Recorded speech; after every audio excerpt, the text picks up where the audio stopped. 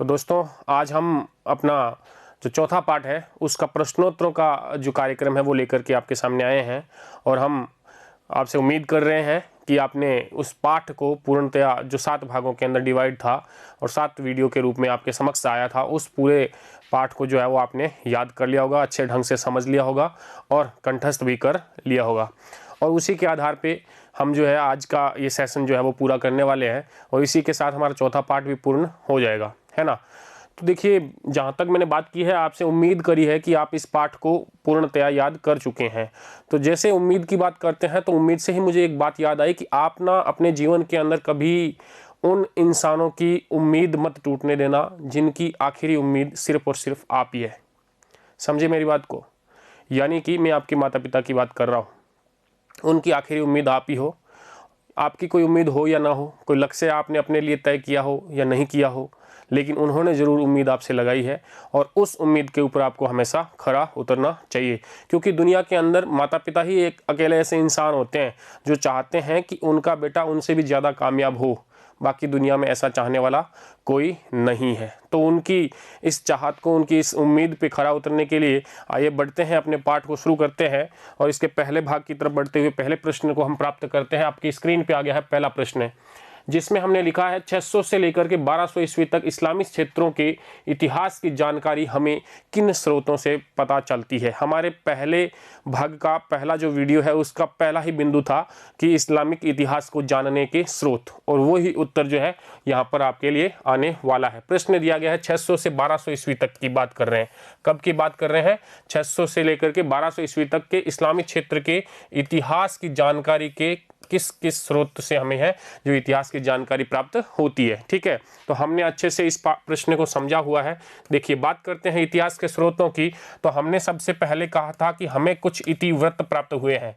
क्या प्राप्त हुए हैं? इतिवृत्त प्राप्त हुए हैं, या जिनको हमने कह दिया था त्वारीख। दूसरा नाम हमने क्या दिया था? इतिवृत्त, या अन्य नाम दिया था हमने त्वारीख। ठीक है, इनसे भी हमें पता चलता है। इसके अलावा हमने बात करी थी अखबार। क्या है? अखबार। उनके द्वारा भी जो है वो हमें कुछ यहाँ से जानकारियाँ प्राप्त हुई थी। इसके अलावा हमने भौतिक अवशेषों की भी बात करी थी। किसकी बात करी थी? भौतिक अवशेषों की बात करी थी। भौतिक अवशेषों का मतलब हो गया विभिन्न मस्जिद है, जो है दरगाह है, इबादत खाने हैं, सराय हैं, अस्पताल है, महल है, इनका निर्माण किया गया था और उसकी स्थापत्य कला और उनके ऊपर लिखित कुछ चित्रकलाओं के द्वारा भी हमें जो है वो यहाँ से मुस्लिम क्षेत्र का इतिहास जो है वो हमें प्राप्त होता है। इसके अलावा हमने बात करी थी कुरान के बारे में। किसके बारे में बात करी थी? कुरान शरीफ के बारे में हमने बात करी थी। इससे भी हमें क्या प्राप्त होती है? इस्लामिक जानकारियाँ प्राप्त होती है। हमने बात करी थी हदीथ के बारे में। किसके बारे में बात करी थी? हदीथ के बारे में हमने बात करी थी, जिसके अंतर्गत हमें क्या था? इसके अंतर्गत हमें पैगंबर साहब के कथन और कृत्यों के बारे में जो है वो जानकारी मिल रही थी। पैगंबर साहब के किन चीज़ों का? कथनों का, और उनके द्वारा किए गए जो कार्य है उनके द्वारा भी जो है यहाँ के इतिहास की हमें जानकारियाँ प्राप्त हुई थी। तो कुल मिलाकर के हमने अलग अलग स्रोतों के बारे में बात की थी। तो देखिए, इसका उत्तर देखते हैं वास्तव में क्या है। इतिवृत्त और त्वारीख जो हमने पहला ही लिखा है, कुछ अर्ध ऐतिहासिक कृतियाँ जैसे कि जीवन चरित्र लिखे गए, पैगंबर के कथन और कृतियों के अभिलेख लिखे गए, कुरान की टीकाएँ जो है वो लिखी गई। इसके अलावा हमने बात करी कुछ कानूनी पुस्तकें, भूगोल की पुस्तकें, यात्रा वृत्तांत, जिसके लिए हमने एक शब्द यूज किया था, रिहला। यात्रा वृत्तांतों को क्या बोला था हमने? रिहला कहा था। इसके अलावा कुछ साहित्यिक रचनाएं और कुछ कहानियां और कुछ कविताएं। ठीक बात है, जिसमें हमने कलीला और दिमना पढ़ी थी और 1001 रातें पढ़ी थी। इसमें कई प्रकार की कहानियां हैं। इन सब के द्वारा जो है वो हमें क्या मिलता है? इस इतिहास की जानकारी प्राप्त होती है। आपने स्क्रीनशॉट ले लिया होगा। नेक्स्ट प्रश्न की तरफ बढ़ते हैं। तो दूसरा प्रश्न आता है आपका, पैगंबर मोहम्मद को, किसको? पैगंबर मोहम्मद को मक्का क्यों छोड़ना पड़ा? इस घटना का इस्लाम के इतिहास में क्या महत्व है? देखिए, 2 प्रश्न पूछे जा रहे हैं आपसे, छोटे छोटे 2 प्रश्न पूछा है। पहला प्रश्न पूछ रहा है कि भाई मक्का छोड़ना क्यों पड़ा, ठीक है। और दूसरा प्रश्न ये पूछा है कि मक्का छोड़ना पड़ा तो मक्का छोड़ करके किधर गए, ठीक है, और जहां गए तो फिर उस घटना का क्या नाम है और इस घटना का क्या प्रभाव पड़ा है। तो पहले अगर प्रश्न हम देखें कि क्यों छोड़ना पड़ा, क्यों का जो जवाब हमें प्राप्त करें, तो हमें सबसे पहली बात याद आती है कि 622 का टाइम था। कब की बात कर रहे थे हम? 622 के अंदर। और 622 से कुछ समय पहले ही 20 के आसपास ही इन्होंने स्वयं को रसूल घोषित किया। क्या घोषित किया है? पैगंबर मोहम्मद साहब ने स्वयं को रसूल अर्थात क्या कहा? संदेशवाहक, खुदा का संदेशवाहक घोषित कर दिया। और इन्होंने क्या कहा कि अब हमें क्या है, सिर्फ और सिर्फ किसकी इबादत करनी है? अल्लाह या खुदा की इबादत है वही करनी। अर्थात उन्होंने उस समय के बहुदेववाद जो प्रचलित था उसके ऊपर एकेश्वरवाद की स्थापना करी, है ना। तो इस वजह से वहाँ का जो संभ्रांत वर्ग था, यानी कि हम कह लेते हैं उच्च वर्ग के लोग जो है वो इनसे क्या थे? नाराज हो गए। ठीक है, इनका विरोध करने लगे उच्च वर्ग के लोग। उच्च वर्ग के लोगों का विरोध करने का क्या कारण था कि इन उच्च वर्ग के जो देवता थे, इनके देवताओं को क्या कर दिया था? मोहम्मद साहब ने ठुकरा दिया था। तो देवताओं का ठुकराया जाना जो है वो इनको रास नहीं आया। इस वजह से इन्होंने क्या किया? हजरत मोहम्मद का विरोध किया। और इस विरोध के चलते इन्हें क्या करना पड़ा? मक्का छोड़ना पड़ा। और ये मक्का छोड़ करके किधर गए? ये मक्का छोड़ करके कहाँ गए थे? मदीना गए थे। कहाँ गए थे? मदीना। मदीना के अंदर इनका स्वागत हुआ। वहाँ पर इन्होंने इस्लाम धर्म की जो है वो क्या करी? स्थापना करी। ये जो घटना है ये हुई कब है? ये 622 के अंतर्गत हुई है। और इस घटना को कहते हैं हिजरा। क्या कहते हैं? हिजरा या हिजरत कहते हैं इस घटना को। ठीक है, मक्का छोड़ करके मदीना जाना, ये घटना क्या कहलाती है? इस्लामिक सांस्कृतिक क्षेत्र के अंतर्गत ये हिजरत कहलाती है। और इसी से नया क्या हुआ है? हिजरी सन प्रारंभ हुआ है। क्या हुआ है? हिजरी सन प्रारंभ हुआ है 622 ईस्वी से लेकर के। तो इस घटना का इतिहास में क्या महत्व है तो उसके बारे में हम कहेंगे कि मक्का छोड़ करके मदीना जाना ये घटना हिजरत कहलाती है। और इसी दिन से जो है वो इस्लामिक कैलेंडर का एक नया दिन शुरू होता है 622 ईस्वी से। ठीक है, तो आइए देखते हैं इसके उत्तर को। इसके उत्तर में देखिए हमने लिखा है मक्का छोड़ने का कारण वहाँ के समृद्ध लोगों का क्या था? विरोध था। विरोध क्यों था? क्योंकि उन्हें देवी देवताओं का ठुकराया जाना है वो अच्छा नहीं लगा था। नेक्स्ट, 622 ईस्वी के अंतर्गत पैगंबर द्वारा मक्का से कहाँ जाना? मदीना की यात्रा, ये क्या कहलाती है? हिजरत कहलाती है या हिजरा कहलाती है। और इसी वर्ष से क्या हुआ है? मुस्लिम कैलेंडर यानी हिजरी सन की क्या हुई थी? शुरुआत हुई थी। आ गई बात समझ के अंदर? स्क्रीनशॉट ले लिया होगा। नेक्स्ट प्रश्न आता है, खिलाफत संस्था का निर्माण क्यों किया गया? इस संस्था के क्या उद्देश्य थे? दो प्रश्न पूछे जा रहे हैं। देखिए, एक तो पूछा गया है क्यों निर्माण किया गया है, इस बारे में इसके उद्देश्य क्या थे, उन्हें संक्षेप में अंदर आपको लिखना है। देखिए, सबसे पहले हम बात करें खिलाफत संस्था के बारे में। खिलाफत संस्था है क्या? ये हमने अच्छे से समझी थी कि जो पैगंबर मोहम्मद साहब का जब देहागमन हो गया, जब उनकी मृत्यु हुई, तो उसके बाद में क्या हुआ? उसके बाद में जो मुस्लिम साम्राज्य जो इन्होंने स्थापित किया है वो विभिन्न कबीलों के अंदर जो बंटा हुआ है, ये जो है क्या हो रहा है? टूट रहा है, बिखर रहा है। तो इसको इकट्ठा रखने के लिए और इस शासन को चलाने के लिए क्या जरूरत पड़ रही है? उत्तराधिकारी की जरूरत पड़ रही है, जो कि उन्होंने लागू करके नहीं गए। मतलब उन्होंने अपने जीवन काल में उसका कोई व्यवस्था नहीं करी। तो इस वजह से क्या यहाँ पर निर्माण किया गया है? खिलाफत संस्था का निर्माण किया गया। अब बात कर लें कि भाई इसके उद्देश्य क्या थे, कि वास्तविक रूप से इसके कार्य क्या करने थे जिससे जो है खिलाफत का निर्माण किया जाना जो है वो सही साबित हो जाए। तो देखिए, पहला तो क्या था? पहली बात तो ये थी कि जो विभिन्न कबीले थे, विभिन्न कबीले जितने भी थे, विभिन्न कबीलों को जोड़ करके रखना। ठीक है, विभिन्न कबीलों को जोड़ कर रखना। कुछ जो है हजरत मोहम्मद साहब की मृत्यु के बाद कुछ इनसे अलग हो गए थे, तो उन्हें उनके विद्रोह को शांत करके उन्हें वापस इसमें शामिल करना। और दूसरा जो है वो था राज्य की आय के संसाधन जुटाना।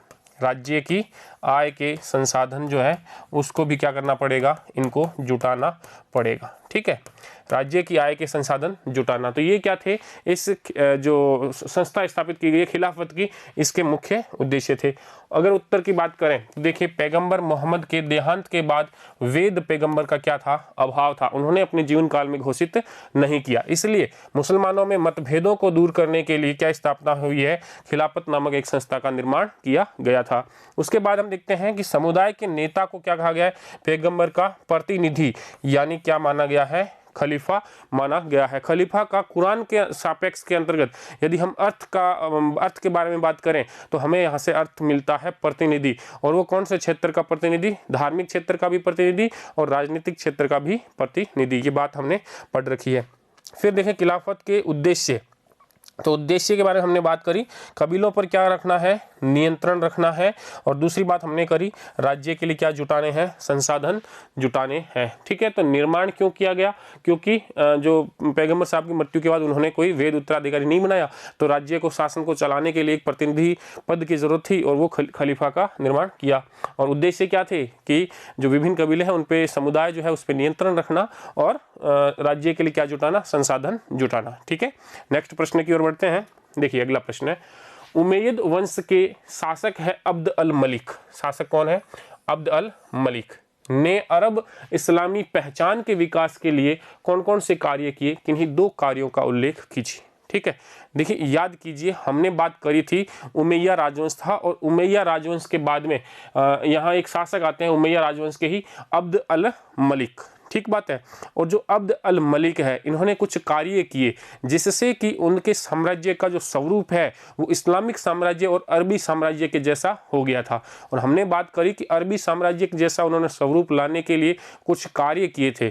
तो वो कार्य कौन कौन से थे, देखिए पहला कार्य तो इन्होंने किया था कि अपने प्रशासन की जो भाषा है, राजकीय भाषा जो है वो अरबी साम्राज्य घोषित करने के लिए किसको भाषा बना दिया था, अरबी भाषा को क्या बनाया था इन्होंने, राजकीय भाषा बना दिया था। ठीक बात है, राजकीय भाषा।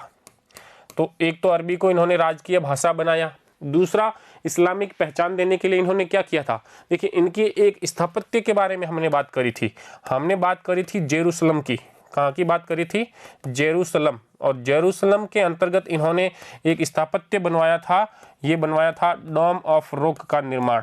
ठीक है, ये हमने पढ़ा है, डोम ऑफ रॉक का निर्माण। ठीक है, ये भी हमने पढ़ रखा है। इसके अलावा भी हमने बात करी थी कि इस साम्राज्य को इस्लामिक पहचान देने के लिए उन्होंने जो सिक्के बनवाए, उन सिक्कों के ऊपर जो है वो अरबी भाषा के अंतर्गत क्या लिखवाए, लेख जो है वो लिखवाए थे, जिसके अंतर्गत कुरान के अंशों को जो है वो सिक्कों के ऊपर उद्धरण किया गया था। तो ये कार्य भी यही है कि उससे भी क्या होती है, इस्लाम के पहचान के लिए यहाँ पर इन्होंने ये कार्य किए थे। ठीक है, इनके उत्तर को देखते हैं। देखिए इस्लामिक सिक्के चलाए इन्होंने और जिन पर क्या किया गया, अरबी भाषा के अंतर्गत लिखा गया था, ये बात हमने कर ली। और दूसरी बात यहाँ पे कि जेरूसलम में डोम ऑफ रॉक जो है वो एक स्थापत्य के रूप में इनके द्वारा बनवाया गया था, ताकि इससे इस्लाम का विकास हो और राज्य का जो स्वरूप है वो इस्लामिक स्वरूप बने। इन कार्यों के द्वारा ऐसा हुआ था। ठीक बात है, तो नेक्स्ट प्रश्न की ओर बढ़ते हैं। अगला प्रश्न आता है आपका, धर्म युद्धों का ईसाई मुस्लिम संबंध। देखिए धर्म युद्धों को हमने डिटेल से पढ़ रखा है। ठीक बात है, धर्म युद्धों का ईसाई और मुस्लिम संबंधों पर क्या प्रभाव पड़ा है, इसका हमें संक्षेप के अंतर्गत जो है वो विवरण देना है। देखिए हमने बात कर ली थी कि जो धर्म युद्ध हुए इससे जो प्रभाव पड़ने हैं, तो उन प्रभावों के बारे में हमने बात की थी कि एक तो यहाँ पर मुस्लिम शासक हुए, कौन हुए, मुस्लिम शासक हुए, और दूसरे यहाँ पर कुछ 100 वर्षों तक जो है वो ईसाई शासक हुए। आउटमेरर की जो स्थापना हुई थी, हमने बात करी थी आउटमेरर का मतलब क्या हो गया, जेरूसलम और उसके आसपास का जो क्षेत्र है जो ईसाइयों ने प्रथम धर्म युद्ध के बाद में जीत लिया था, और उसे विभिन्न 4 राज्यों के अंदर 4 प्रांतों या 4 भागों के अंतर्गत बांट दिया, और उसको संयुक्त रूप से जो है वो आउटमेरर कहा गया था। ठीक है, तो जो आउटमेरर है वहां पर 100 वर्षों तक जो है वो ईसाइयों का शासन रहा। इस धर्म युद्ध के सापेक्ष हम बात कर रहे हैं, अगर 200 वर्षों का अगर हम औसतन धर्म युद्ध मान के चलते हैं तो 100 वर्ष तक जो है वो अधिकार किसका रहा है, ईसाई शासकों का, और 100 वर्ष तक किसका रहा है यहाँ पर, मुसलमान शासकों का। और उसके बाद में तो ये जनरली जो है वो मुस्लिम शासकों के अधीन ही रहा अंतिम धर्म युद्ध के बाद। ठीक है, तो कुल मिला के हमने ये देखा कि जो मुस्लिम शासक थे उनका प्रारंभिक ईसाई प्रजा के प्रति जो व्यवहार था वो सहानुभूतिपूर्ण था, और उसके बाद में जो है वो कठोरतापूर्ण हो गया था। लेकिन हमने ये भी बात करी थी कि जो ईसाई शासक रहे उनका अगर मुस्लिम प्रजा की तरफ देखा जाए, या मुस्लिमों के साथ साथ यहूदी प्रजा भी यहाँ पे निवास करती थी, उनके ऊपर काफ़ी जो है वो अत्याचार किए गए। हालांकि इनका शासन भी प्रारंभिक काल के अंतर्गत थोड़ा सहानुभूतिपूर्ण रहा है, लेकिन उसके बाद में जो है वो तिरस्कारपूर्ण ज़्यादा हो गया था। तो पहला कारण तो ये जो है उसका प्रभाव हमने ये देखा था, आपस में एक दूसरे की प्रजा के ऊपर पड़ने वाला प्रभाव। दूसरे प्रभाव के बारे में अगर हम बात करें तो दूसरा प्रभाव हमने देखा था व्यापार का। किसका देखा था हमने प्रभाव, व्यापार का। और व्यापार के अंतर्गत हमने बात करी थी कि भले ही जो धर्म युद्ध का आउटमेरर है अर्थात जेरूसलम फिलिस्तीन का जो क्षेत्र है वो मुस्लिम सत्ता के पास में रहा हो, लेकिन व्यापार के ऊपर जो नियंत्रण है वो किसका हो गया था, ये हो गया था भाई इतालवी व्यापारियों का। किसका हो गया था यहाँ पे नियंत्रण? इतालवी व्यापारियों का जो है वो नियंत्रण यहाँ पे स्थापित हो गया था। ठीक बात है। तो इतालवी व्यापारी जिसके अंतर्गत हमने बात कर ली थी पिसा के व्यापारी, जिनावा के व्यापारी, कहाँ के? जेनेवा के, या फिर वेनिस के व्यापारी जो है इनका जो है इस व्यापार के ऊपर एकाधिकार कायम रहा था। तो ये कुछ दो प्रभाव है जिनके बारे में हमने बात करी है। इनके उत्तर को देखते हैं। देखिए उत्तर में लिखा गया है मुस्लिम राज्यों ने ईसाई प्रजा के प्रति कठोर नीति जो है वो अपनानी शुरू कर दी। जब जब धर्मयुद्ध जैसे जैसे आगे बढ़ा तो ये जो नीति है वो कठोर होती चली गई। उसके बाद हमने देखा पूर्व तथा पश्चिम के बीच का जो व्यापार है, पूर्व और पश्चिम के बीच का जो व्यापार, अर्थात यूरोप से जो व्यापार होता है किसके साथ में? जो दक्षिणी पूर्वी देश है, जैसे हिंद महासागर के अधीन वाले जो देश है वो वाले। तो इन देशों के साथ में जो व्यापार है उसमें किसका प्रभाव बढ़ गया है? इटली यानी कि इटालवी व्यापारियों का प्रभाव बढ़ गया था। ठीक है, जिसके अंतर्गत हमने अलग अलग स्थानों के व्यापारियों की भी बात कर ली है। तो ये प्रश्न आपको समझ में आ गया। नेक्स्ट प्रश्न की तरफ बढ़ते हैं। अगला प्रश्न आपसे पूछ रहा है इस्लाम की मुख्य शिक्षाएं क्या क्या है। देखिए ये जो भाग है इस्लाम की मुख्य शिक्षाओं का, ये हमने तब देखा था जब जो हज़रत मोहम्मद साहब है उन्होंने मदीना के अंतर्गत जाकर के और मक्का के अंतर्गत रहते हुए उन्होंने अपने धर्म का जब विकास किया तो इन्होंने कहा था कि भाई इस धर्म की क्या क्या विशेषताएं हैं, और उन्हीं विशेषताओं को जो है वो उनके नियम और शिक्षाएं मान ली गई थी। तो देखिए इस्लाम की अगर मुख्य शिक्षाओं की बात करें तो सबसे पहली शिक्षा ही मिलती है, इन्होंने स्वयं को क्या घोषित किया था भाई? इन्होंने स्वयं को रसूल घोषित किया था, अर्थात खुदा का जो है संदेशवाहक। खुदा के संदेशवाहक कौन हो गए? खुदा के एकमात्र संदेशवाहक है वो है हज़रत मोहम्मद। ठीक है, संदेशवाहक या पैगंबर कौन है? हज़रत मोहम्मद साहब। ठीक है, तो ये तो हो गए इनके पैगंबर। दूसरी शिक्षा क्या दी थी इन्होंने? दूसरी शिक्षा इन्होंने दी कि भाई खुदा ने कहा है कि जो इबादत है सिर्फ किसकी करनी है? खुदा की क्या करनी है? इबादत करनी है। समझे? इबादत किसकी करनी है? सिर्फ और सिर्फ खुदा की करनी है, सभी की इबादत नहीं करनी है, सिर्फ एकमात्र इबादत जो है वो खुदा की जानी है। उसके बाद में इन्होंने क्या कहा था? इन्होंने कहा था नैतिक जीवन पर बल दिया था। क्या कहा था? नैतिक जीवन पर। और उन्होंने यहाँ पर दो नियम बताए थे। पहला तो ये है कि उन्होंने कहा कि एक धार्मिक कर प्रदान करना। क्या प्रदान करना? धर्म कर प्रदान करना। और दूसरा इन्होंने कहा था चोरी नहीं करना। क्या कहा था इन्होंने? चोरी नहीं करना। आगे चल कर के इस धर्म को और अधिक परिष्कृत रूप देने के लिए इसमें कुछ और शिक्षाएं जोड़ी गई थी, जैसे कि दैनिक प्रार्थना। क्या जोड़ी गई थी? दैनिक प्रार्थना करना। ठीक है, और दैनिक प्रार्थना के अलावा जीवन काल के अंतर्गत एक बार जो है वो क्या करना है? तीर्थ यात्रा करनी है, अर्थात हज की क्या करनी है? यात्रा करनी है। ये कुछ बिंदु है जो हमें इस्लाम की मुख्य शिक्षाओं के बारे में बताते हैं। ठीक है, तो देखते हैं इनका उत्तर। सबसे पहली बात, पैगंबर मोहम्मद खुदा के क्या है? रसूल या संदेशवाहक है। दूसरी बात, केवल अल्लाह की ही इबादत करनी, आराधना करनी है। तीसरी बात, दैनिक प्रार्थना दिन में कितनी बार होती? वो दिन में 5 बार होगी नमाज। ठीक है, उसके बाद में इन्होंने कहा खिरात बांटना। ये क्या हो गया आपका? धर्म कर। ठीक है, खिरात बांटना, दान देना, यही हो गया। उसके अलावा क्या है? चोरी नहीं करना, इसके बारे में हमने बात कर ली। और जीवन में एक बार क्या करनी है? हज यानी कि मक्का की यात्रा करनी है, धर्म यात्रा करनी है। तो ये क्या है? आपके इस्लाम की मुख्य शिक्षाएं हैं। ठीक है, नेक्स्ट आगे बढ़ते हैं। नेक्स्ट प्रश्न आता है लघु उत्तरात्मक प्रश्न। ठीक है, अभी तक हमने अति लघुरात्मक प्रश्नों के बारे में बात कर रहे थे, हालांकि उसमें हमने 4 से 5 बिंदु दिए हैं, ताकि वो अगर आपसे 1 या 2 बिंदु पूछे तो 5 बिंदु हमने पढ़ रखा हो ना, तो कम से कम 1 या 2 बिंदु हम उसमें से आसान से लिख पाएंगे। ठीक है, तो देखिए पहला प्रश्न आपके समक्ष आता है, पैगंबर मोहम्मद ने किस प्रकार से अरब प्रदेश के बड़े भाग को अपने धर्म, समुदाय और राज्य में लाने में सफलता प्राप्त की, इसका विवरण दीजिए। देखिए ये पूछ आपसे ये रहा है कि पैगंबर मोहम्मद साहब ने किस प्रकार से इस्लाम का विस्तार किया है। ठीक है, तो इसके अंतर्गत हमने पढ़ रखा है कि पैगंबर मोहम्मद ने इस्लाम का विस्तार करने के लिए कई सारे प्रयत्न किए थे। देखिए सर्वप्रथम तो इन्होंने एक धर्म की स्थापना की और फिर ये मदीना के अंदर जाकर के इस धर्म की क्या करते हैं, स्थापना कर लेते हैं। और फिर उसके बाद में जब 622 में ये जब मदीना चले जाते हैं तो मदीना से फिर वापस 630 के अंतर्गत ये मक्का की तरफ में आते हैं, मक्का के ऊपर आक्रमण करते हैं और मक्का को क्या कर लेते हैं, अपने समुदाय या धर्म के अंतर्गत शामिल कर लेते हैं। ठीक है, अब मक्का के अंतर्गत जब ये पहुंच जाते हैं तब इनकी जो सत्ता है एक धार्मिक प्रचारक के रूप में और एक नेता के रूप में जो है विश्व के दूर दूर के भागों तक फैल जाती है इनकी ख्याति। ठीक है, और उसके बाद में इन्होंने अपने धर्म को परिचित करने के लिए एक शर्त रखी थी और वो एकमात्र शर्त ये थी कि धर्मांतरण करना ही हमारे समुदाय का हिस्सा बनने की एकमात्र क्या रखी इन्होंने, शर्त रखी थी। और फिर अपने धर्म के परिष्कृत करके उसके अंदर कुछ नए नियम बनाए। क्या किए इन्होंने, नए नियम बनाए जिससे जो है ये संस्कृति स्थायी हो सके और लोकप्रिय भी हो सके। तो ये कुछ कार्य रहे थे, इन कार्यों के द्वारा जो है पैगंबर मोहम्मद साहब ने अरब प्रदेश के अंतर्गत जो है अपने इस धर्म को, संप्रदाय को स्थापित किया और विस्तार का रूप दिया था। देखिए इनका उत्तर देखते हैं। सबसे पहले देख रहे हैं कि मदीना के अंदर राजनीतिक व्यवस्था की स्थापना करिए। मक्का से कहां चले गए, 622 के अंतर्गत ये मदीना चले गए, वहां राजनीतिक व्यवस्था की स्थापना की और अपने अनुयायियों को क्या प्रदान करी, वहां पे जाकर के सुरक्षा प्रदान करी। ठीक है, फिर इन्होंने आंतरिक लड़ाई का समाधान किया, मतलब मदीना के अंतर्गत भी जो विद्रोह उपद्रव वगैरह हो रहे थे उन्हें क्या किया, उनका समाधान किया और मक्का को भी जो है वो अपने अधीन ये ले आए थे। ये इस प्रकार से आंतरिक समाधान हुआ। उसके बाद उम्मा का मतलब जो है आस्थावान जो लोग हैं, अनुयायी जो है उनको कहा गया है, इनके अनुयायी जो है ये उम्मा कहलाए। ठीक है, तो उम्मा को एक बड़े समुदाय के अंतर्गत बदला, अर्थात अब उन्होंने क्या किया, मक्का और मदीना को मिला करके और एक सत्ता की स्थापना कर ली, तो ये काफी बड़ा भाग जो है वो इनके अनुयायी बन गए। उसके बाद में इन्होंने एक जो है इस संप्रदाय को परिष्कृत करने के लिए उपवास जैसे कर्मकांड और नैतिक सिद्धांतों को बढ़ा करके और एक परिष्कृत करके धर्म को क्या किया, इन्होंने सुदृढ़ किया, नैतिक जो बातें हैं उन पर जोर दिया है।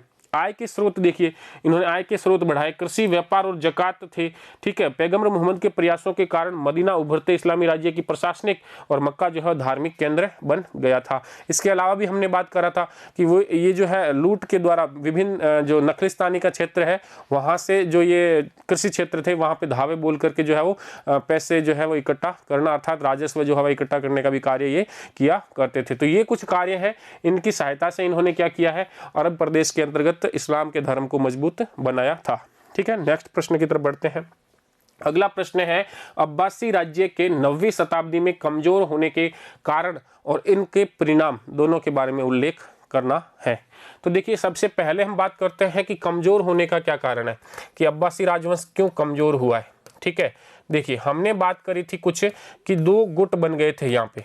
कौन से 2 गुट हो गए थे, एक तो गुट बन गया था ईरानी गुट और दूसरा हमने बात किया था दूसरी बन गई थी अरबी गुट। ठीक है, तो ये ईरानी और अरबी जो दोनों गुट है इन दोनों के मध्य क्या आपस में टकराव हो रहा है। जे हमने बात कर ली थी, ईरानी गुट का मतलब हो गया था आपका उमैया राजवंश, है ना, और जो आपका अरबी है इसका जो गुट है ये हो गया आपका अब्बासी राजवंश। ठीक है, इसके अंतर्गत भी हमने बात करी थी कि अब्बासी राजवंश के खलीफा थे हारून अल रशीद। कौन थे, हारून अल रशीद, है ना।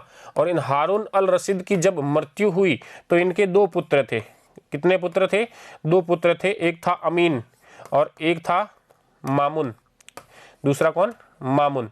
ठीक है, और जब हारून अल रशीद की मृत्यु हुई तो अब उत्तराधिकार के लिए टकराव हुआ अमीन और मामुन के बीच में, और इसमें और किसने भाग ले लिया, ईरानियों ने भी भाग ले लिया। तो कुल मिलाकर के अब क्या हुआ है, ये विभिन्न छोटे छोटे राजवंशों के अंतर्गत बिखर गए। तो अब अगर हम बात कर लें परिणामों के बारे में, किसके बारे में बात करें, परिणाम क्या हुए, तो परिणाम ये हुए कि विभिन्न छोटे छोटे राजवंश जो है वो यहाँ पर अस्तित्व में आ गए। और इसके अलावा एक परिणाम और हुआ 945 ईस्वी के अंतर्गत, 945 ईस्वी के अंतर्गत हमने बात करी थी। 945 में क्या हुआ था, 945 में एक राजवंश है यहाँ पर जिसका नाम हमने दिया था बुहाई राजवंश। कौन सा राजवंश था, बुवाही राजवंश जो है इसने अधिकार कर लिया था अब्बासियों को हरा करके। कौन सी जगह पे, बगदाद पर। ठीक बात है, तो ये शिया राजवंश था बुहाई। इन्होंने जो है वो खलीफा का पद तो समाप्त नहीं किया, लेकिन खलीफा को जो है वो उसके ऊपर जो है उन्होंने बगदाद के ऊपर अधिकार कर लिया था, अर्थात राजनीतिक अधिकार प्राप्त कर लिए, धार्मिक अधिकार जो है खलीफा के पास रहने दिए थे इन लोगों ने। तो ये जो है वो इसके परिणाम थे, टूटने के कारण थे। देखिए उत्तर की तरफ बढ़ते हैं। कारण की बात करें कि टूटा किस वजह से राज्य, तो इसमें सबसे पहला हमने देखा है कि सेना और नौकरशाही के अंतर्गत अरब समर्थक एक तो कौन सा भाग हो गया, अरबी गुट, और दूसरा कौन सा हो गया, ईरानी गुट। इन दोनों गुटों के अंतर्गत क्या होता थे, झगड़े होते थे। नेक्स्ट हमने बात करी 810 में खलीफा हारून अल रशीद के पुत्रों अमीन और मामून, किसके बीच में, अमीन और मामून के समर्थकों के बीच में क्या प्रारंभ हो गया, एक गृह युद्ध छिड़ गया। और इस गृह युद्ध के साथ साथ तुर्की गुलाम अधिकारी, जिसको हमने मामलुक कहा है, द्वारा एक नए शक्ति गुट का क्या कर लिया गया था, निर्माण कर लिया गया था। ये जो मामलुक शब्द है, ये मामलुक का अर्थ होता है गुलाम। क्या होता है, गुलाम। ये हमारे भारतीय इतिहास के अंतर्गत भी काफ़ी सारा काम में आएगा। जब हम सल्तनत काल को पढ़ते हैं तब हमें यहाँ पर इस मामलुक वंश के बारे में पता चलता है। ये मामलुक वंश है, इसको गुलाम वंश ही कहा जाएगा अपने सल्तनत काल के अंतर्गत। वो अपने इस सिलेबस की बात नहीं, आगे हम उसके बारे में जानेंगे। तो देखिए, कुल मिला के हमने बात की कि नौकरशाही के अंदर दो गुट बन गए, अरब और ईरानी गुट। दूसरी बात करी कि एक खलीफा थे हारून अल रशीद, उनके दोनों पुत्रों के बीच में झगड़ा प्रारंभ हो गया। और तीसरी बात हमने करी कि जो तुर्की गुलाम अधिकारियों का अर्थात मामलुकों का एक नया गुट, शक्तिशाली गुट जो उभर करके यहाँ पे सामने आया है। ठीक है, ये सैनिक अधिकारी हैं, जिसके बारे में हमने पाठ के अंतर्गत बात तब करी थी जब हमने ये कहा था कि जब ये बुहाई वगैरह राजवंश स्थापित हो रहे हैं, उसी समय तुर्कों की जो है वो सत्ता यहाँ पर स्थापित हो रही है। गजनी साम्राज्य जो है वो यहाँ पर बन रहा है महमूद गजनवी के अंतर्गत। और उसके बाद में हमने बात करी थी कि सैलजुक तुर्कों का भी यहाँ पर जो एक अलग से शासन कायम हुआ, तो वो यही है, ये तुर्की गुलाम अधिकारी जो है वो यही है, मामलुक जो है वो यही है। ठीक है, इनके द्वारा क्या है, एक शक्ति की स्थापना हो गई थी। अब बात करें परिणाम के बारे में, तो परिणाम के अंदर पहली बात आ जाती है कि कई नए नए छोटे छोटे जो है वो राजवंश स्थापित हो गए। ठीक है, और इनमें जैसे नाम हम देख लेते हैं, ताहिरी हो गया, समानी हो गया, तुलुनी हो गया, इसके अलावा बुहावी राजवंश है वो हो गया, फिर तुर्की आ गए, फिर सेल्जुक तुर्क आ गए, ये कई सारे छोटे छोटे राजवंश आए। और इसके बाद में हमने एक और चीज़ देखी कि बुहाई नामक एक शिया वंश था, जिसने 945 के अंदर बगदाद पे क्या कर लिया, अधिकार कर लिया। और यहाँ से एक नवीन परिवर्तन प्रारंभ हो जाता है, सल्तनत मतलब सुल्तानों का शासन हो जाता है, खिलाफत का क्या हो जाता है, अंत हो जाता है। यानी कि खिलाफत जो है वो अब हाशिए पे जाएगी, सुल्तान जो है वो राजनीतिक रूप से ज्यादा यहाँ पर शक्तिशाली होने लग जाएंगे। तो ये हो गए आपके परिणाम। नेक्स्ट प्रश्न है आपका, इस्लामी राज्य में कृषि व्यवस्था। इस्लामी राज्य में किसकी बात हम करने वाले हैं, कृषि व्यवस्था की विशेषताओं के बारे में, और इनकी व्याख्या कीजिए और इन विशेषताओं से पड़ने वाले प्रभावों की जो है वो विवेचना कीजिए कि कृषि व्यवस्था किस प्रकार की रही थी इस्लामिक राज्य के अंतर्गत। हमने बात करी थी और इसके प्रभावों के बारे में भी जाना था।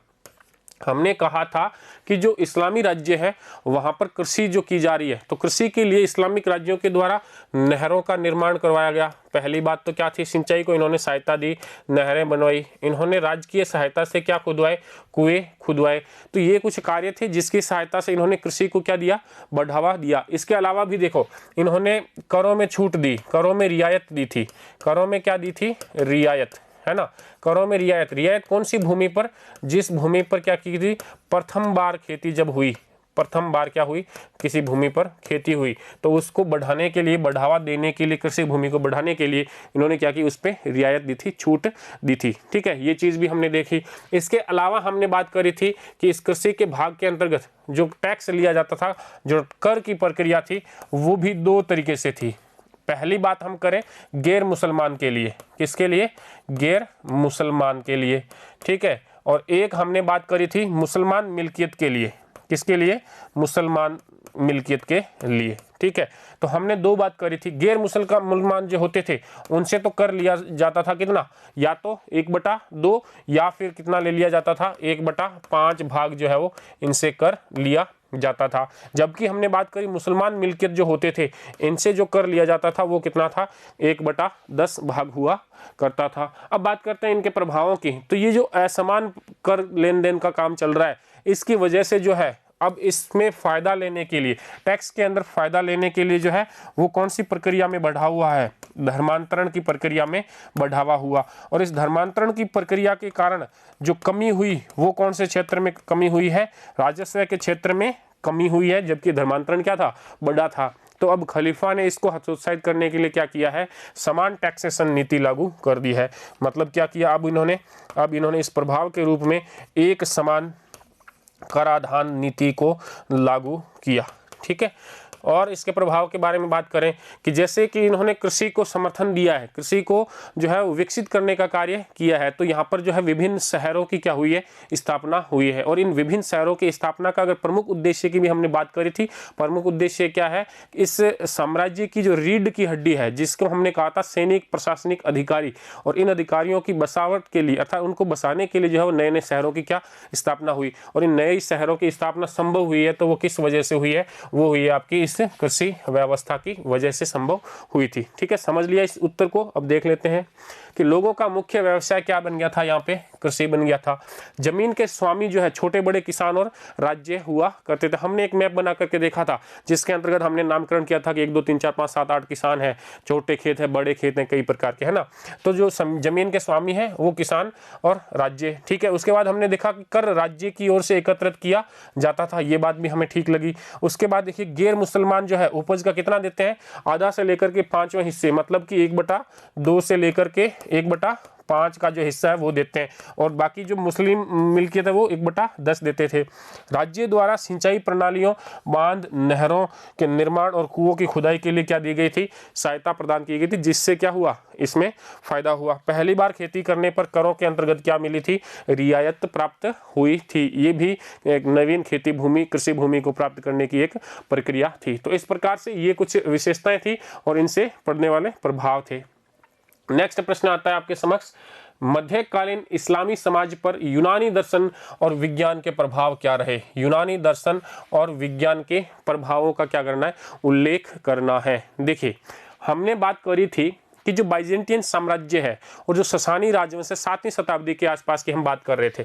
कौन सी बात कर रहे थे हम, 7th सेंचुरी की बात कर रहे थे कि इस 7th सेंचुरी के अंतर्गत यहाँ पर 2 जो साम्राज्य पूर्व में थे उनके अवशेष जो है वो यहाँ पर प्रचलित थे, कुछ दिख रहे थे। हालांकि वो अवशेष जो है वो अब नष्ट होने की प्रक्रिया में थे, लेकिन फिर भी हमें दृष्टिगोचर होते हैं। और उनके अंतर्गत हमने बात करी थी कुछ स्कूल्स के बारे में, जिसमें हमने कहा था कि सिकंदरिया की स्कूल, कौन सी स्कूल, सिकंदरिया, एक बात तो इसकी करी थी। इसके अलावा हमने कहा था सीरिया के अंदर स्कूल, कहाँ पे, सीरिया के अंतर्गत। और इसके अलावा हमने बात करी थी मेसोपोटामिया के अंतर्गत, किसके अंतर्गत, मेसोपोटामिया के अंदर जो स्कूल है उसके बारे में बात करी थी। और हमने ये कहा था कि इन स्कूलों के अंदर जो विषय पढ़ाए जा रहे हैं वो क्या है, यूनानी दर्शन है। क्या है, यूनानी दर्शन है। साथ ही साथ क्या पढ़ाए जा रहे थे, यहाँ पे गणित जो है वो पढ़ाई जा रही थी। साथ ही साथ क्या, चिकित्सा का अध्ययन यानी कि विज्ञान जो है वो भी यहाँ पे अध्ययन करवाई जाती थी। ठीक है, तो ये कुछ बिंदु थे जिसका प्रभाव जो है यूनानी है और वो किस पे पड़ता है। इसके अलावा एक विश्व की जो कल्पना है, एकाकार एकस्व विश्व की जो कल्पना होती है वो भी यूनानी दर्शन के कारण जो है वो इस्लामी समाज के अंदर दृष्टिगोचर हुई थी। तो इसके उत्तर को देखते हैं। देखिए हमने बात करी कि उमैया और अब्बासी जो खलीफा थे इन्होंने ईसाई विद्वानों से यूनानी और सीरियाक भाषा की पुस्तकों का क्या करवाया, अनुवाद करवाया। हमने बात करी थी अरस्तु की पुस्तकों को पढ़ने के लिए प्रोत्साहित किया गया, यूक्लिड की, टोलेमी की, अल्मागेस्ट, इन पुस्तकों का जो है वो अनुवाद किया गया और दार्शनिकों को इन पुस्तकों की तरफ आकृष्ट किया गया था। नेक्स्ट है ईश्वर और विश्व की एक वैकल्पिक कल्पना। विश्व की क्या है, एक वैकल्पिक कल्पना। ये कहाँ से प्राप्त हुई है, यूनानी दर्शन से प्राप्त हुई है। सिकंदरिया, सीरिया, मेसोपोटामिया के अंतर्गत यूनानी दर्शन, गणित और चिकित्सा की क्या प्रदान की जाती थी, इनको शिक्षा प्रदान की जाती थी। इसके अलावा देखिए अल मामून के शासनकाल के अंतर्गत, व्यक्ति है अल मामून, इसके शासनकाल के अंदर बगदाद के अंदर एक पुस्तकालय और विज्ञान संस्थान जो है वो उसकी क्या दी गई थी, उसको सहायता प्रदान की गई थी, अर्थात दर्शन के क्षेत्र में विकास करने के लिए। हमने बात करी अरस्तु की पुस्तकें, यूक्लिड की एलिमेंट्स, टोलेमी की पुस्तक है, एल्मागेस्ट, इनके ऊपर जो है वो विद्वानों का ध्यान क्या किया गया है, आकृष्ट किया गया है। इसके अलावा खगोल विज्ञान, गणित, चिकित्सा, ये भी हमने बात कर ली। भारतीय पुस्तकों का अरबी भाषा में के अंदर क्या किया गया है, अनुवाद किया गया है। ठीक बात है। तो ये कुछ विशेषताएं थी जो हमें यूनानी प्रभाव को प्रदर्शित करती है। नेक्स्ट प्रश्न आता है, मध्यकालीन मुस्लिम साम्राज्य की व्यापार की जानकारी देते हुए, किसकी जानकारी देनी है, व्यापार की जानकारी देनी है और यह बताना है कि मुद्रा के प्रसार का इसके ऊपर क्या क्या प्रभाव पड़ा था, यानी कि व्यापार वाणिज्य का किस प्रकार से विकास हुआ है वो जानकारी यहाँ पे मांगी जा रही है। देखिए उस जानकारी को हम किस प्रकार से समझे थे, हमने बात करी थी कि यहाँ पे भूमध्य सागर है। कौन सा है, भूमध्य सागर है। ठीक है, ये हमने बात कर ली थी। और भूमध्य सागर के यहाँ पे जो स्थित जगह है, जैसे हो गई आपकी अरब हो गई और ईरान हो गई। और इसके अलावा हमने बात करी थी कि इनका जो व्यापार है वो कहाँ से होता था, हिंद महासागर से व्यापार होता है। ठीक है, हिंद महासागर का मतलब हो गया पूर्वी देश। पूर्वी देश मतलब भारत, चीन वगैरह जो पूर्वी देश हैं उनकी बात हम करने वाले हैं। हमने बात करी थी कि ये जो व्यापार है 2 रास्तों से होता था। कितने रास्तों से होता था? 2 रास्तों से, जिसमें हमने बात करी थी वाया लाल सागर, वाया लाल सागर, और एक हमने बात करी थी वाया फारस की खाड़ी से। किसकी सहायता से? फारस की खाड़ी से जो है यहाँ व्यापार होता था। ठीक, इसके अलावा भी हमने बात करी थी कि इस व्यापार के ऊपर आने वाले 500 वर्षों तक, कितने वर्षों तक? 500 वर्षों तक जो है वो इन अरब और ईरानी लोग जो है, अरब व्यापारी जो है, इनका एकाधिकार यहाँ पे बना रहा था। और यहाँ से ले जाने वाली चीज़ों के बारे में भी हमने बात की थी। यहाँ से जो है वो मसालों का इन्होंने क्या किया? व्यापार किया। चीनी मिट्टी के बने बर्तन जो होते थे, चीनी मिट्टी के जो बर्तन है, इनका व्यापार इन्होंने यहाँ से किया। चीन से बारूद जो है वो ये लेकर के जो है यहाँ से गए। इसके अलावा भी हमने बात करी थी कि चीन से व्यापार करने के लिए सीधा रेशम मार्ग का भी उपयोग करते थे। किसका उपयोग करते थे? रेशम मार्ग। ठीक है, रेशम मार्ग का उपयोग कहाँ के व्यापार के लिए करते थे? ये चीन के साथ व्यापार के लिए करते थे। यानी कि जो चीन का जो रेशम मार्ग है, इसके ऊपर भी अरबों का क्या था? नियंत्रण स्थापित था। इसके अलावा हमने बात करी थी कि इन जगह पे कई सारे जो है वो बंदरगाह थे, जिसमें हमने बात कर दी थी कि यहाँ पे अमून का था, ठीक है, अदब का जो है वो था। इसके अलावा सिराफ है, यहाँ पे बसरा है, ये कुछ बंदरगाह थे। इन बंदरगाहों तक जो सामान जो है वो इस जल मार्ग की सहायता से आता था, और फिर यहाँ से ऊँटों के द्वारा जो है वो भंडार गृहों तक इस सामान को ले जाया जाता था। इसके अलावा भी हमने एक बात करी थी, भूमध्य सागर के अंदर यहाँ पर एक बंदरगाह है सिकंदरिया। किसका नाम लिया था हमने? सिकंदरिया। और इस सिकंदरिया से जो व्यापार होता था, ये व्यापार यूरोपियन लोगों के साथ में जो था, इस पे जो है अधिकार जो है वो यूरोपियंस का था, इटली के व्यापारियों का अधिकार था। आई बात समझ के अंदर? तो इस प्रकार की कुछ हमने जो है वो बात करी थी। किसके बारे में? व्यापार की जानकारी देते हुए हमने बात करी थी। उसके बाद में देखिए कि मुद्रा प्रसार पे इस व्यापार का क्या प्रभाव पड़ा, ये पूछा जा रहा है। तो देखिए, मुद्रा प्रसार के ऊपर भी हमने बात करी थी कि इस प्रकार के व्यापार के द्वारा जो है वो राजकोषीय प्रणाली प्रारंभ हो गई थी। कौन सी प्रणाली? राजकोषीय, जिसमें आय व्यय का क्या रखा जाए? हिसाब रखा जाए। उस प्रकार की जो प्रणाली है वो प्रणाली यहाँ पे प्रारंभ हुई थी। तो पहली बात हमने करी थी राजकोषीय प्रणाली की बात करी। फिर हमने सेकंड बात करी थी कि साख पत्रों का यहाँ पे प्रचलन हुआ था। किसका प्रचलन हुआ? साख पत्र या हुंडियों का प्रयोग हुआ था, है ना। इसके बारे में हमने बात कर रखी है। हुंडियों का प्रचलन और साख पत्रों का क्या हुआ? यहाँ पे प्रचलन हुआ है। ठीक है, जिसकी सहायता से अब जो है वो नकद पैसा ले जाने की जरूरत नहीं है, नकद व्यापार की आवश्यकता नहीं रही है। अब साख पत्रों के आधार पर हुए, अर्थात जो व्यापार है वो क्या हो गया था? अब इनका बिल्कुल एकदम सुरक्षित हो गया था। हमने बात करी थी उधार के द्वारा व्यापार। ठीक है, उधार के द्वारा जो व्यापार किया जाना, उसकी भी बात करी। इस उधार के व्यापार के द्वारा जो मुद्रा जो संचित करके रख ली गई थी, पुनः व्यापार के अंदर अर्थात बाजार के अंतर्गत आ गई थी। मुजरबा के बारे में हमने बात करी थी, सक्रिय और निष्क्रिय साझेदार के बारे में।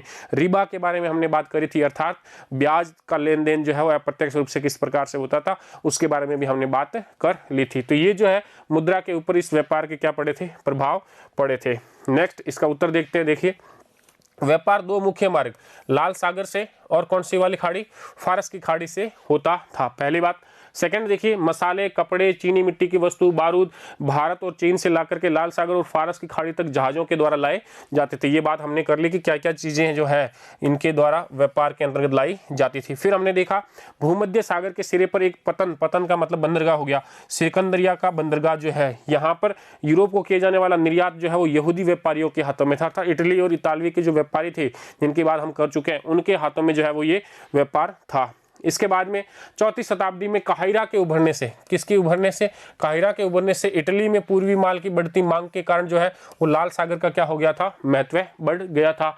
और ईरानी व्यापारी चीनी वस्तुएं लाने बगदाद से बुखारा और समरकंद होते हुए रेशम मार्ग से कहाँ जाते थे? चीन जाते थे। और ये रेशम मार्ग जो है इसके ऊपर नियंत्रण किसका होता था? अरबी लोगों का नियंत्रण होता था। ठीक है, तो ये तो कुछ व्यापार की बातें हुई। अब इस मुद्रा के प्रसार के, इस व्यापार के द्वारा मुद्रा का विकास किस प्रकार से हुआ, प्रसार किस प्रकार से हुआ, तो हमने बात करी थी राजकोषीय प्रणाली की। किसकी बात करी थी? राजकोषीय प्रणाली, यानी कि बाजार के लेन देन से मुद्रा का जो प्रसार है वो क्या हो गया था? बढ़ गया था, आय व्यय का हिसाब होने से। सोने चांदी तांबे के सिक्के जो है वो बड़ी मात्रा के अंदर यहाँ पर जो है वो चलाए गए थे, ठीक है। इसके अलावा बहुमूल्य धातुएं, सिक्के पूरी व्यापार की वस्तुओं के बदले क्या होते थे? यूरोप से यहाँ पर आते थे, ठीक है। ये कुछ विशेषताएं हैं जिसकी वजह से क्या हुआ? मुद्रा का प्रसार हुआ है। धन की बढ़ती मांग के कारण संचित भंडारों और बेकार संपत्ति का, यानी कि ये बात किसकी कर रहा है? ये किसका प्रभाव था? ये उधार का प्रभाव था। उधार का जो व्यापार है वो प्रारंभ हुआ, तो अब जो संचित भंडार थे वो उनका क्या हुआ? बेकार संपत्ति थी वो अब बाजार के अंदर वापस आ गई, अर्थात उनका जो उपयोग है वो प्रारंभ हो गया था। उधार का कारोबार भी मुद्राओं के साथ में जुड़ गया था, जिसका प्रभाव यही माना जाता है, ठीक बात है। तो इस प्रकार से हमने व्यापार और उस मुद्रा के ऊपर होने वाले प्रसार का बारे में जो है हमने अध्ययन कर लिया है। नेक्स्ट प्रश्न आपके समक्ष आता है कि इस्लामी दुनिया की इमारतों की विशेषताएं लिखिए, ठीक है। इस्लामी जो है स्थापत्य जो है उसके अंतर्गत कौन कौन सी इमारतें हुई है और कौन कौन सी इमारतों की क्या क्या विशेषताएं रही है, इस बारे में आपसे पूछा जा रहा है। तो देखिए, हमने बात करी थी कि अगर जो इस्लामी दुनिया की जो इमारतें हैं तो वो ज़्यादातर स्थापत्य कौन से क्षेत्र का है? वो है भाई आपके धार्मिक स्थापत्य है। कौन सा स्थापत्य है? धार्मिक स्थापत्य जो है वो यहाँ पे ज़्यादा है। और धार्मिक स्थापत्य के अंतर्गत भी अगर हम बात करें तो यहाँ पे तो ज़्यादातर जो बनाए गए हैं वो क्या बनाई गई है? यहाँ पे मस्जिद बनाई गई है। इसके अलावा क्या बनाए गए हैं? मकबरे बनाए गए हैं, ठीक है, मकबरे। इसके अलावा क्या बनाए गए हैं? मस्जिद, मकबरे, या फिर और क्या बनाए गए हैं? इबादत खाना, है ना। ये कई सारी ऐसी चीज़ें हैं जिनका यहाँ पर निर्माण किया जाता था। इसके अलावा भी हमने बात करी थी कि इन जो इमारतों का निर्माण हुआ है उन इमारतों के अंदर एक बुनियादी ढांचा हर एक के अंदर एक जैसा ही मिलता है, जिसके अंतर्गत हमने बात करी थी कि बुनियादी ढांचा जो इनका है, किसके बारे में हमने बात करी थी? बुनियादी ढांचे के बारे में। जो बुनियादी ढांचा है इनका वो समान था, जैसे कि सबकी जितनी भी इमारतें हैं सभी इमारतों में हमें क्या प्राप्त होता है? मेहराब प्राप्त होता है, ठीक बात। इसके अलावा क्या प्राप्त होता है? मीनार प्राप्त होती है, ठीक है। सभी के अंतर्गत जो छत है वो खंभों पर आधारित, किसके ऊपर आधारित है? खंभों पर जो आधारित छत हुआ करती थी वो भी यहाँ पर हर एक इमारत की जो है वो एक लगभग विशेषता बन गई थी। हर एक इमारत के अंतर्गत हमें गुंबद प्राप्त हो रहे हैं। क्या प्राप्त हो रहे हैं? गुंबद, ठीक है। तो ये कुछ विशेषताएं हैं, आधारभूत विशेषताएं हैं जो इस्लामिक दुनिया की इमारतों के अंदर पाई जाती थी। इसके बाद में हम बात कर रहे हैं, हमने देखा था मस्जिद का एक अध्ययन किया था। किसका अध्ययन किया था? एक मस्जिद के बारे में हमने जानकारी प्राप्त करी थी कि ये जो मस्जिद है सबसे, अगर हमने नगर की बात करी तो हमने कहा था कि ये सबसे बड़ी हुआ करती थी, ताकि दूर से भी अगर उस नगर की तरफ कोई आए तो सबसे पहले उनको क्या दिखाई देती थी? वो मस्जिद दिखाई देती थी, ठीक है। ये इस्लामिक साहित्य स्थापत्य का एक प्रभाव है। इसके अलावा हमने बात करी थी कि इस मस्जिद के अंदर जो है एक बड़ा प्रांगण होता था। क्या होता था? एक मोटा बड़ा सारा आंगन होता था, प्रांगण होता था। और इस प्रांगण के बारे में भी हमने बात की थी कि इस प्रांगण के मध्य के अंतर्गत एक फव्वारा या क्या होता था? एक जलाशय बना हुआ होता था। और इस आंगन का जो है वो एक बड़े कमरे के अंदर खुलता था। और ये बड़ा कमरा है, इसकी भी 3 विशेषताएं जो है वो आज भी महत्वपूर्ण है वो होती थी। पहली चीज़ है वो होता था स्थान, काफ़ी सारा स्थान, अर्थात इसके अंदर जो प्रार्थना करने के लिए आते थे, यानी कि जो नमाज करने के लिए जो आते थे और उन नमाज करने वालों का नेतृत्व करने वाला व्यक्ति यानी कि इमाम, इनके बैठने के लिए यहाँ पे क्या होती थी? उचित व्यवस्था, उचित जगह जो है वो पर्याप्त जगह होती थी इन कमरों के अंतर्गत, ठीक है। इसके अलावा हमने बात करी प्रत्येक कमरे के अंदर मेहराब का निर्माण होता था ताकि उससे जो है वो मक्का की दिशा का पता चल सके, क्योंकि जब वो नमाज पढ़ने बैठते हैं तो मुंह जो है वो उस तरफ करके बैठते हैं, तो इस वजह से उस दिशा का ज्ञान करने के लिए प्रत्येक कमरे के अंदर ये जो है स्थापत्य निर्माण किया गया था। इसके अलावा हमने बात करी थी कि एक मंच जो है वो प्रत्येक कमरे के अंतर्गत होता था। क्यों होता था? क्योंकि जब शुक्रवार के दोपहर की जो नमाज पढ़ी जाती थी तो उस नमाज के अंदर जो इमाम है वो क्या दिया करते थे? उनको प्रवचन दिया करते थे, तो इस वजह से भी क्या होती थी? ये बनाई जाती थी। ये कुछ बातें हमने करी थी। इसके बाद में हमने देखा था कि इन इमारतों की सजावट का कार्य भी इन लोगों के द्वारा किया जाता था। सजावट का कार्य जो है वो यहाँ पर, हालांकि प्राणियों के चित्र अंकन करना इस्लाम के अंदर वैध नहीं था, अवैध था, लेकिन इन लोगों ने क्या किया? इन लोगों ने यहाँ पर खताती और अरबेस्क कला का प्रयोग किया। खताती के अंतर्गत हमने देखा था सुंदर लेखन कला का प्रयोग, और अरबेस्क कला के अंतर्गत हमने देखा था कि विभिन्न ज्यामितीय और जो वनस्पतियां जो आकृतियां हैं उनको वहां पर बनाना। तो इनकी सहायता से, जैसे खताती के द्वारा सुंदर हस्तकला के अंतर्गत लेखन करना। अर्थात इन्होंने क्या किया, कुरान के पदों का मस्जिद की दीवारों के ऊपर, सरायों की दीवारों के ऊपर, विभिन्न जगहों पर जो है वो इन्होंने क्या किया, उसका जो है वो उत्खनन किया, वहाँ पे जो है उन्होंने कार्य किया कि उसको लिखा है उनके ऊपर। ठीक है, तो ये हो गया। दूसरा इन्होंने क्या किया है कि विभिन्न चित्र बनाए हैं, ज्यामितीय चित्र और वनस्पतियों के जो चित्र है वो भी दीवारों के ऊपर अंकित किए, जिसको एक सजावट देने के अंतर्गत जो है वो यहाँ पर कार्य किया गया था। तो कुल मिलाकर के हमने ये देखा कि इस्लामिक दुनिया की जो इमारतें थी उनकी ये प्रमुख यहाँ पर विशेषताएं मिली है। इसमें हमने देखिए विशेषताओं की अगर हम बात करें तो हमने देखा अधिकतर इमारतें किस प्रकार की है भाई, धार्मिक है, जिसमें मस्जिद हो गई, मकबरे हो गए और क्या हो गई, इबादत गाह। ठीक है, हमने सेकंड बात करी कि इमारतों का बुनियादी जो नमूना है वो एक ही जैसा है कि प्रत्येक इमारत के अंदर 2-3-4 चीज़ें ऐसी है, गुंबद है, मेहराब है, मीनार है, खुला सहन है और स्तंभों के ऊपर जो आधारित जो है छत हुआ करती थी। ये जो है बुनियादी ढांचा लगभग सभी के अंतर्गत जो है वो एक ही जैसा मिला है। फिर हमने देखा कि इमारतें इस्लामी आध्यात्मिक और व्यवहारिक ज़रूरतें पूरी करती थी। आध्यात्मिक और व्यवहारिक ज़रूरतें क्या करती हैं ये इमारतें पूरा करती है, जिसमें हमने बात की कि उनके अंदर जो स्थान है ये एक ज़रूरत है, व्यवहारिक ज़रूरत है, स्थान के बिना उसका क्या मतलब रहेगा, ये ज़रूरत पूरी हुई। आध्यात्मिक ज़रूरत पूरी कर रही है, यानी कि उसके अंदर एक प्रत्येक कमरे में एक मेहराब बनाया हुआ है जो उसके दिशा का जो है वो ज्ञान करवाता है। तो ये क्या है, इनकी एक आध्यात्मिक ज़रूरत है। तो आध्यात्मिक और व्यवहारिक ज़रूरत पूरी करती है कौन सी, हर एक प्रकार की जो है वो इमारत। ठीक है, उसके बाद में हमने बात करी कि सभी इमारतें मेहराब, गुंबद, मीनार, खुला सहन और खंभों के सहारे जो होने वाली छत के ऊपर जो है वो आधारित होती थी, यानी कि कुछ विशेषता हैं जो हर एक के अंतर्गत थी।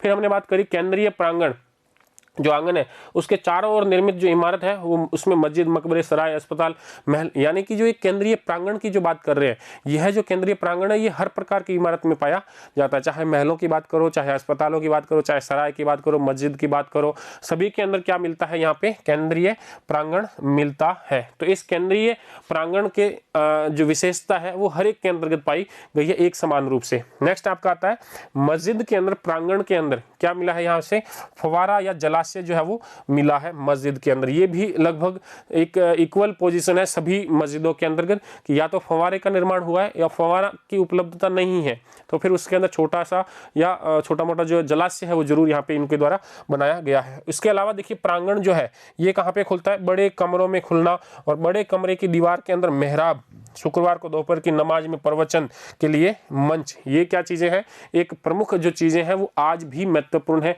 आज भी यदि इस प्रकार का जो बनाया जाता है तो उसके अंदर जो है इन चीज़ों का उपयोग जो है वो यहाँ पर किया जाएगा। ठीक बात है। तो ये कुछ क्या थी हमारे समक्ष इस्लामी दुनिया की इमारतों की क्या थी, विशेषताएं थी, जिसके बारे में हमने यहाँ पे अध्ययन कर लिया है। ठीक है, तो इस प्रकार से हमने काफ़ी प्रश्नों के बारे में कुल मिलाकर के यहाँ पे जो है वो अध्ययन किया है और इन प्रश्नों के उत्तर लिखने का प्रयास हमने किया है। ऐसी हमारी मान्यता है और ऐसा हमारा विश्वास है और हम आपसे भी उम्मीद करते हैं कि आप हमारे विश्वास के ऊपर पूर्णतया खरा उतरने वाले हो। ठीक बात है। अब इसके बाद में हमने इस पाठ को टोटली 7 से 8 भागों के अंदर बांट करके प्रश्नोत्तर सहित पूरा कर लिया है। अब यहाँ से आपका कार्य शुरू होता है कि इस पाठ को आप अच्छे से याद करें। अच्छे से समझ लिया है हमने, अब याद करना तो बहुत बड़ी मुश्किल बात वाली यहाँ पर है नहीं। ठीक है, और अब इसके बाद में हम अगला जो पाठ प्रारंभ करने वाले हैं वो होगा आपका यायावर साम्राज्य का पाठ। ठीक है, और इस यायावर साम्राज्य के पाठ को भी हम अगले आने वाले 3 से 4 भागों के अंतर्गत जो है वो पूर्ण करने वाले हैं। तब तक आपको पूर्ण धैर्य के साथ, निश्चिंतता के साथ में अपने अध्ययन को प्रगति के पथ पर आगे बढ़ाना है। ठीक है, तब तक के लिए धन्यवाद।